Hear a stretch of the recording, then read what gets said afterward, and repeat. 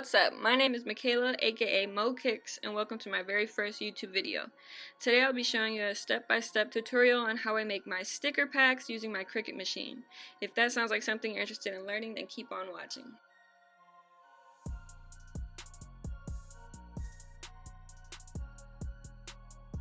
So these are the supplies that I'll be using in today's video. I'll be using HTV Ron's printable vinyl sticker paper, as well as Avery's self-adhesive laminating sheets. These can be used with just a squeegee. You do not need a lamination machine to use it. I also like to throw in at least one or two holographic stickers in my sticker packs, so this is the paper I'll be using for that.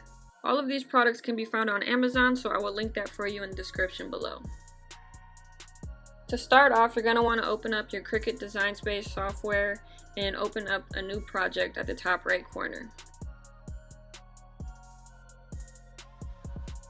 Then you're going to want to make a box that's 6.75 inches by 9.25 inches. Even though your sticker paper is most likely 8.5 by 11 inches, Cricut is only able to print within that 6.75 by 9.25 space. So you're not going to actually print or cut this shape, you're just using it as a guide so you know how much space you have to work with. Next we're going to go to the bottom left corner and click Upload, and then click Upload Image and Browse. You're going to select the images that you want to print and cut out. Here you're just choosing whether or not your design is simple or complex. I chose complex, press continue, and this is where you can choose to get rid of the background, but I already uploaded my image with a transparent background. On the next screen you're going to want to choose print then cut image. If you just choose cut image, it's only going to cut out the shape of your sticker and not actually print the design. Then I'm going to repeat these steps for each sticker design.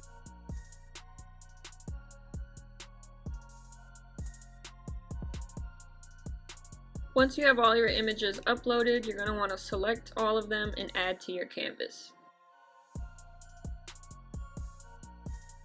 Here I'm just hiding all of the images so I can just focus on one at a time. Next, you're going to want to offset each individual sticker.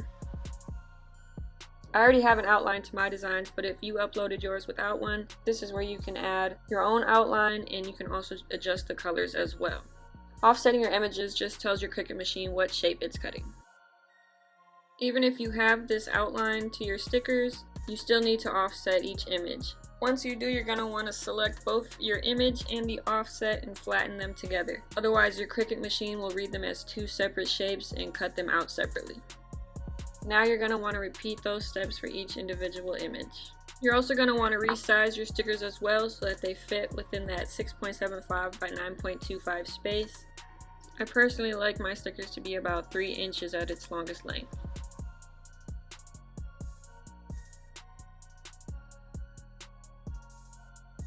Next you're going to want to rearrange your stickers to fit on this sheet.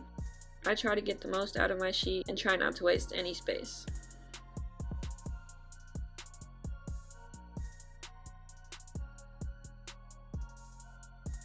Once you have your images arranged the way you want them, select all of them and go to the bottom right corner and click Attach. This is to make sure that your images don't move when you go to make your project. And again, I'm going to repeat those steps for the other sticker sheets I'm going to print.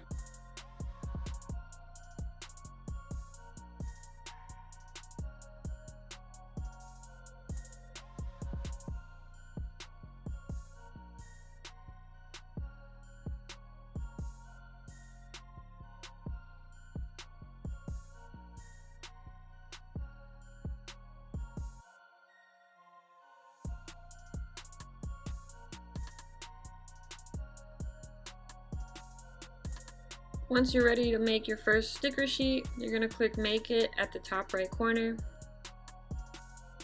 And this is what it's going to look like when it prints out on your sticker paper.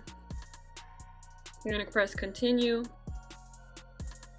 and then click Send to Printer if you haven't printed already. It's very important that you turn on Use System dialog, that way you can use your printer settings instead of using Cricut's print settings.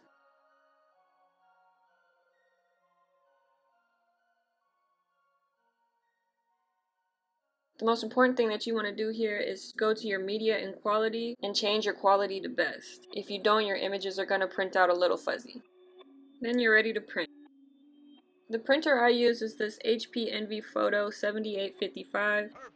I bought it specifically to print out high quality images, perfect for making my stickers. Like most printers, you want to load your paper with the side you're printing on face down.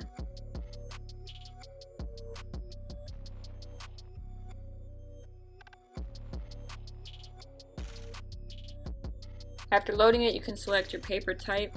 For this holographic paper, I'm selecting specialty paper glossy. And now we let it print.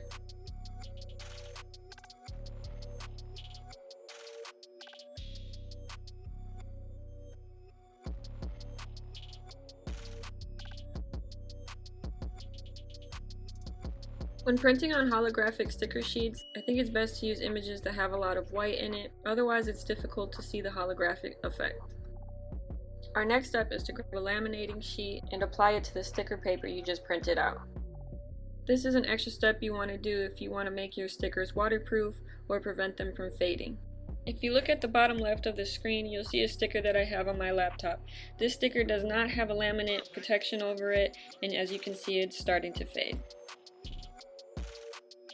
So now I'm placing the laminate sheet on my sticker paper. You want to be very careful when you do this because if you create bubbles with the laminate, it will be noticeable.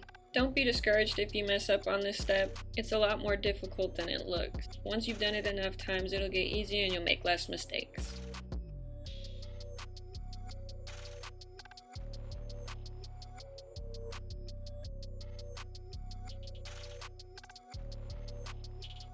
Once you have the sheet on, you want to squeegee the entire area to make sure there are no bubbles. Then you're going to want to take some matte Scotch tape and cover up those lines in each of the four corners.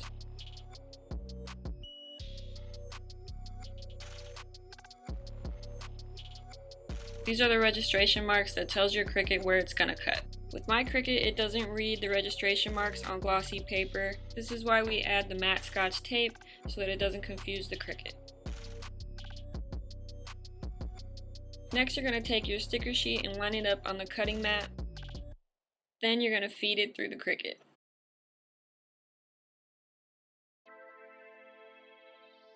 Once you see the Cricut logo button start to blink, press it to start your cutting session. For die cut stickers, I set my cutting pressure to Poster Board Plus. Now the Cricut is reading those registration marks. If there's any issues while reading them, an error will pop up on your computer screen. Once it has successfully read all the registration marks, it'll go back to the top of your sheet and start cutting out each image.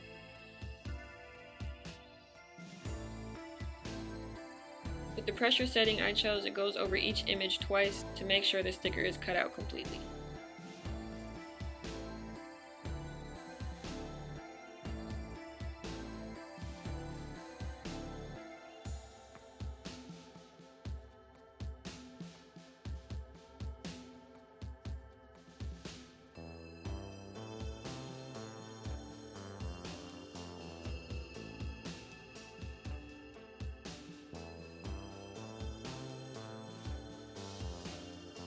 Now that your Cricut's done cutting, you can start peeling off the excess sticker paper.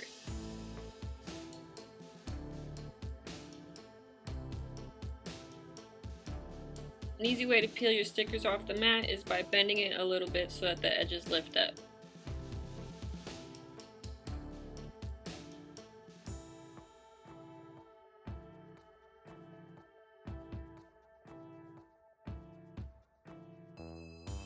So here is the final result.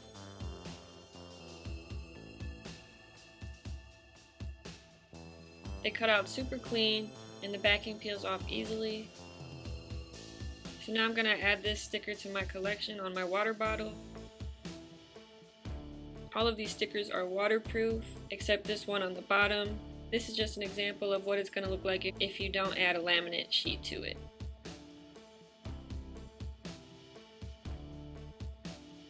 So now I'm just going to speed up the process really quick and finish cutting out the rest of these stickers.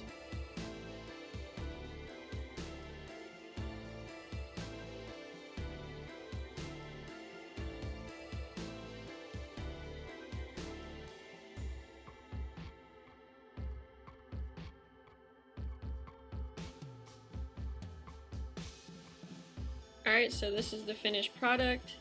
We have the Spooky Vibes sticker, the Chola Vampire, the Cholo Frankenstein, the Smile Now Cry Never pumpkins, and we also have that other Cholo ghost I forgot to show. In the second pack we have a Spooky Season, La Bruja, La Calavera, the Cholo Ghost, the LA Skeleton Hands, and the Cholo Pumpkin. By the time you're watching this video, both of these sticker packs will already be available on my website, shopmokicks.com. If you enjoyed this video, please hit that like button and subscribe if you haven't already. Stay tuned for my next video where I'll be showing the process of customizing some Nike slides.